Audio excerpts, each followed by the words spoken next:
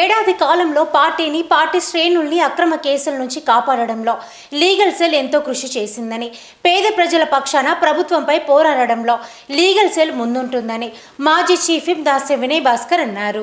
బాలసముద్రంలోని BRS party Hanamkonda జిల్లా కార్యాలయంలో ఆయన గురువారం రోజున బీఆర్ఎస్ పార్టీ లీగల్ సెల్ నూతన సంవత్సర పోస్టర్ను, క్యాలెండర్ను ఆవిష్కరించారు. ఈ సందర్భంగా దాస్యం వినయ్ భాస్కర్ మాట్లాడుతూ, ఏడాది కాలంలో పార్టీ శ్రేణుల్ని అక్రమ కేసుల నుండి కాపాడడంలో లీగల్ సెల్ ఎంతో కృషి చేసిందన్నారు. పార్టీ శ్రేణులకు బీఆర్ఎస్ లీగల్ సెల్ ఎప్పుడూ అందుబాటులో ఉంటుందన్నారు.